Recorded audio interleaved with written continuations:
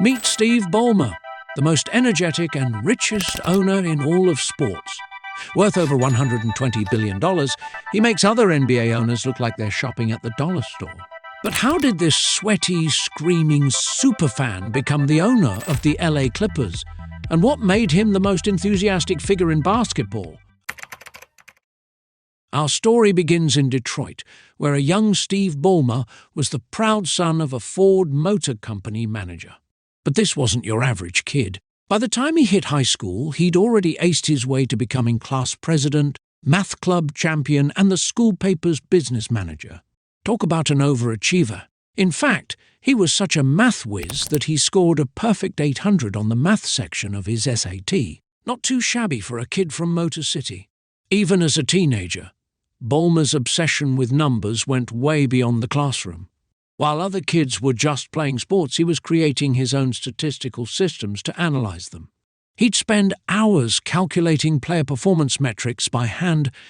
No computers, no calculators, just pure brain power and determination. His high school friends still talk about how he could figure out complex sports statistics in his head faster than they could reach for a calculator. You could say he was doing Moneyball 2 decades before it even existed, just the kind of guy who'd end up running Microsoft and owning an NBA team. But even then, that famous Ballmer intensity was evident. His high school football coach once said he'd never seen anyone get so excited about being the team manager. He'd sprint up and down the sidelines, clipboard in hand, screaming encouragement at players who were supposed to be tougher than him. Some things never change. But it was at Harvard where Ballmer's life would change forever. Picture this, it's 1974, and Ballmer lives down the hall from a scrawny, glasses-wearing kid named Bill Gates. Yes, that Bill Gates. They bonded over their love of mathematics, all-night poker games and Burger King runs. Little did they know they were about to change the world. Here's a fun fact. Ballmer was actually the one who encouraged Gates to take an introduction to computer science class at Harvard. Talk about a butterfly effect moment. The two became such good friends that they would spend hours debating everything from software architecture to who would win in a math competition between them. Ballmer was also the lead role in Gilbert and Sullivan's HMS Pinafore during his Harvard days, perhaps his first taste of performing in front of crowds. When Gates dropped out to start Microsoft, Ballmer thought his friend had lost his mind. He even tried to talk Gates out of it, suggesting he finish his degree first. After all, Ballmer was the more traditional one. He'd already lined up a job at Procter & Gamble and was headed to Stanford Business School. But after his first year there, Gates made him an offer he couldn't refuse, becoming Microsoft's first business manager. Salary, $50,000 and a stake in the company. Talk about the deal of the century. At Microsoft, Ballmer wasn't just another suit in the boardroom. He was the company's heart and soul, or maybe more accurately, its lung capacity. While Gates was the quiet genius, Ballmer was the human megaphone who could sell ice to an Eskimo. His first task? Hire people. And boy, did he hire people. He went from employee number 30 to overseeing thousands. His interview technique? Legend has it he would sometimes throw things at candidates to see how they would react. If you could handle a stapler flying at your head, you could handle working at Microsoft. In the early days, he was famous for his guerrilla marketing tactics. Legend has it that he once stood outside a computer store for hours, personally convincing customers to buy Microsoft products. He'd practically chase people down the street if he thought they might be interested in software. One time, he even followed a potential client into a restaurant and finished his sales pitch while the poor guy was trying to eat his sandwich. The man was a born salesman with the subtlety of a freight train. And then there were the presentations. Oh boy, the presentations. This man would regularly work himself into such a frenzy that he'd need to change shirts after speaking. He'd run around stages, scream until he was red in the face, and pump up Microsoft employees like a football coach before the Super Bowl.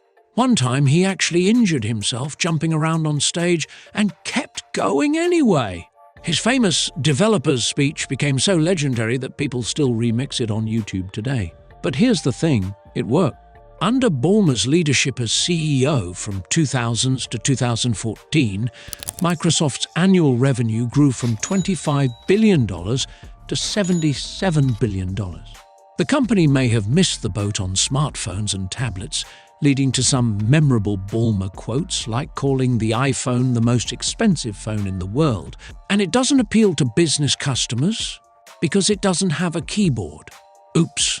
He also famously laughed at the iPad, saying it was just a PC without a keyboard, double oops. But even with those missteps, Microsoft's enterprise business flourished.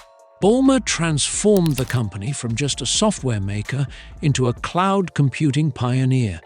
Azure, which he greenlit, is now one of Microsoft's biggest moneymakers. He also led the acquisition of Skype for $8.5 billion, a move many criticized at the time but proved prescient during the remote work boom. The Xbox project, which Gates initially opposed, got the green light under Ballmer's watch. Not bad for a guy who's most famous for sweating through dress shirts. When Ballmer finally stepped down from Microsoft in 2014, he needed a new challenge, something to channel all that energy. His wife Connie reportedly told him he needed a hobby, preferably something that involves yelling. That's when the perfect opportunity appeared, in the form of one of the most controversial teams in sports. The LA Clippers were in crisis. Their owner, Donald Sterling, had just been banned from the NBA for life after recordings of his racist comments went public. The team needed a new owner, fast, and Ballmer? He had $2 billion burning a hole in his pocket. That's right, $2 billion, the highest price ever paid for an NBA team at that time. People thought he was crazy. The Clippers, the perpetual little brother to the Lakers? For $2 billion? Even crazier. He made the decision in just 4 days. While most people take longer to buy a car, Ballmer bought an NBA team faster than you can say, developers, developers, developers. When asked about the price tag, Ballmer simply said, "This is not a cheap price, but nothing great in life is cheap." Let's put this in perspective. The Clippers were historically one of the worst franchises in sports. They'd made the playoffs only 6 times in their first 33 years in Los Angeles. They played in the shadow of the Lakers, literally sharing their arena. Their practice facility was a local community college gym. But Ballmer saw something others didn't. A chance to transform a troubled franchise in the heart of Los Angeles. And transform it he did, just not in the way anyone expected.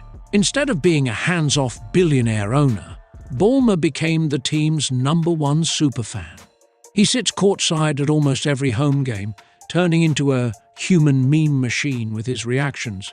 He chest bumps players. He does splits. He screams so loud you can hear him over the arena speakers. One time he got so excited after a dunk that he accidentally spilled his drink all over Jack Nicholson and kept celebrating.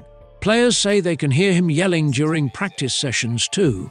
As Blake Griffin once put it, Steve's enthusiasm is, well, it's pretty much impossible to miss. But behind the scenes, Ballmer was making major moves. He completely overhauled the organization, from the medical staff to the analytics department. He even hired Jerry West, the NBA logo himself, as a consultant. When he learned the team's statistics weren't up to his standards, he built a whole new data system from scratch. He upgraded the team's travel arrangements, built a state-of-the-art practice facility, and even made sure every player had their favorite snacks in the locker room. Once a detail-oriented CEO, always a detail-oriented CEO. Speaking of tech, Ballmer put his money where his mouth is with the Intuit Dome. This $1.8 billion marvel is the new home of the Clippers, and it's exactly what you'd expect from a Microsoft guy, the most technologically advanced arena ever built. We're talking AI-powered concession stands, zero-latency Wi-Fi throughout the building, and yes, even smart toilets that know when they need cleaning. The seats are arranged at a steeper angle than traditional arenas, creating what Ballmer calls a wall of sound effect. He didn't just build an arena, he built a basketball cathedral. And the craziest part? He paid for the whole thing in cash. No loans, no financing, Just another day at the office for the richest owner in sports. Away from basketball, Ballmer's gone full philanthropist mode. He and his wife Connie have poured billions into their foundation, tackling everything from economic mobility to clean water access. They even launched USA Facts, a non-profit that makes government data more accessible. Because apparently, this man never sleeps. And when he does, he probably dreams in Excel spreadsheets.